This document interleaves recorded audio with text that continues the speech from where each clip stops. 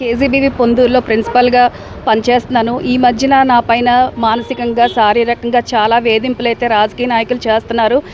దానికి అధికారులందరూ కూడా ఒత్తాస పలికి నా పైన ఎలాంటి కంప్లైంట్స్ లేకపోయినా సరే లేనిపోని అభియోగాలన్నీ ఆరోపించి దానిపైన ప్రాపర్ ఎంక్వైరీ జరగకుండానే నన్ను కంచిలికి ట్రాన్స్ఫర్ చేశారు. నేనైతే కంచిలి కేజీబీవీకి వెళ్ళనండి. ఎందుకంటే నేను అధికారులకు అదే కోరుకుంటున్నాను. నా పైన ట్రాన్స్పరెంట్గా విచారణ జరిపించండి, అందులో నిరూపణ అయిన తర్వాత మాత్రమే నేను వెళ్తానని చెప్పడం జరిగింది. కానీ అధికారులు మాత్రం ఏకపక్షంగా వ్యవహరించి నా ప్లేస్లోకి ఇంకొకరిని బలవంతంగా తెచ్చి జాయిన్ అయ్యేటట్టు చేశారు. దీన్ని అందరూ కూడా ఖండించాలని కోరుకుంటున్నాను.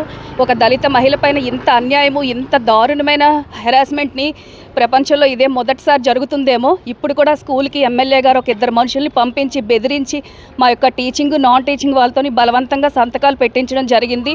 అందరూ మహిళా సిబ్బంది మాత్రమే కేజీబీలో ఉండడంతో ప్రతి ఒక్కరూ కూడా రాజకీయ నాయకులకు భయపడిపోయే పరిస్థితి వచ్చింది. దీనికి నా తరపున అందరూ కూడా ఉండి నాకు న్యాయం జరగాల్సిందిగా గవర్నమెంట్ని నేను కోరుకుంటున్నాను. నేను ఎస్సీ ఎస్టీ కమిషన్కి మరియు ఉమెన్ కమిషన్కి మరియు హ్యూమన్ రైట్స్కి కూడా నేను కంప్లైంట్స్ పెట్టడం జరిగింది. ఎడ్యుకేషన్ మినిస్టర్ గారికి, సీఎం గారికి, డిప్యూటీ సీఎం గారికి కూడా నా పైన జరుగుతున్న ఈ అన్యాయానికి నేను వాళ్ళకి కంప్లైంట్ రూపంలో తెలియజేయడం జరిగింది. స్థానిక కలెక్టర్ గారికి కూడా నేను విషయం చెప్పడం జరిగింది. కానీ ప్రతి ఒక్క అధికారి కూడా ఎమ్మెల్యే గారు బెదిరిస్తుంటే అతను చెప్పిన మాటలకు మాత్రమే లొంగిపోయి నా పైన ఇంత అమానుషమైన కక్షపూరితమైన చర్యలు తీసుకుంటున్నారు. నాకు న్యాయం చేయాల్సిందిగా కోరుకుంటున్నాను. నా పేరు సౌమ్య. కేజీబీవీ పొందూరులో ప్రిన్సిపల్గా చేస్తున్నాను. నేను జెన్యూన్గా రెగ్యులర్ ట్రాన్స్ఫర్స్లో వచ్చాను. అక్కడి నుంచి నన్ను కదపాలి అన్న కక్ష కట్టి ఎమ్మెల్యే గారు ఇదంతా చేస్తున్నారు.